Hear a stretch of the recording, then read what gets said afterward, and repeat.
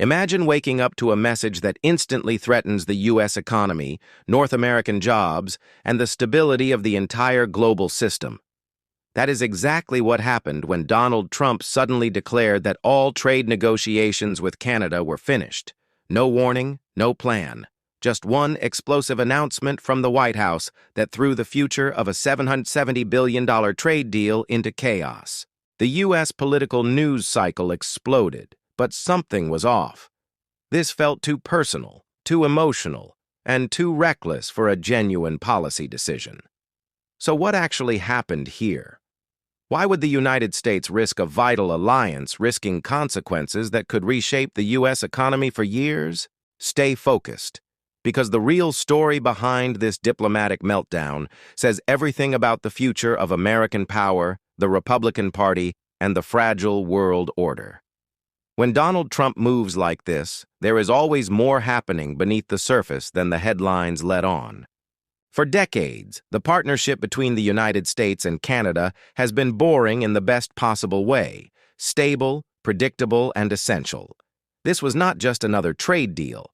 This was a cornerstone of economic life, connecting factories, farmers, and consumers across the longest undefended border on Earth.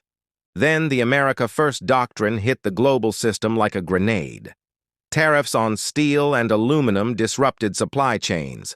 Threats became constant. Diplomacy turned into a zero-sum game. All of this tension finally erupted over a single television advertisement. Ontario's government aired a 30-second message in key U.S. states, reminding Americans that high tariffs historically spark retaliation and kill jobs. The shocking part was not the message. It was who said it. The ad used a famous speech from Ronald Reagan himself, the Republican Party icon, warning that protectionism pushes nations into disaster. Broadcast during major American events, the ad spoke directly to conservatives and undercut the White House narrative. It questioned Donald Trump's economic policies using a voice the Republican base trusts more than anyone. That was a direct strike on presidential ego.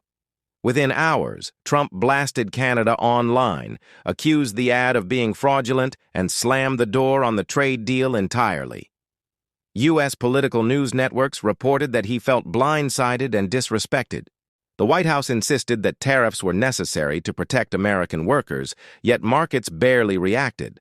Investors saw this as a dramatic performance, not a credible shift in policy. They assumed that talks would resume once Donald Trump was handed a symbolic win, but behind the scenes, something more serious was unfolding. Negotiators from Canada had refused to surrender to a one-sided deal that would damage their industries. The United States expected a victory. Instead, Donald Trump felt Canada was using American legal pressure against him. The Supreme Court was preparing to review his entire tariff strategy. Any sign of weakness could hurt his chances. The Reagan ad landed at the worst possible moment, exposing vulnerability inside the White House. There was another deeper issue. This move confirmed a growing belief inside Ottawa that the United States could no longer be trusted. Prime Minister Mark Carney publicly said the trade risk from America now matches the risk from China. That statement shook diplomats around the world. Canada arrested a Huawei executive because the White House asked them to. China retaliated, imprisoning 2 Canadian citizens. When Canada looked for support, Washington offered almost nothing. Allies noticed the abandonment. This backlash against America First policies stretches far beyond one trade deal. In Europe, Asia, and North America, governments are already adapting to a world where U.S. commitment is not guaranteed. Canada is pushing harder into Asia, securing new partnerships to protect its future. Rare earth minerals, auto manufacturing, defense technology, critical industries that once relied on Washington are now heading toward new alliances. The consequences for the U.S. economy could be enormous. Once allies build new systems that bypass American influence, the leverage is gone forever. If Donald Trump continues using trade as a weapon, the Republican Party may win a headline battle while losing the long-term war for global leadership. The truth is simple. This conflict was not about a TV ad. It was about a collapsing relationship, a panicked White House, a fragile Supreme Court fight over tariffs, and a world increasingly tired of waiting for American stability to return.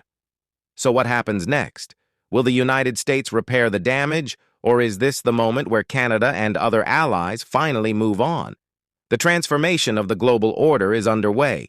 Comment what you think below. Like and subscribe for ongoing coverage of this U.S. political news story as it develops, because this is far from over.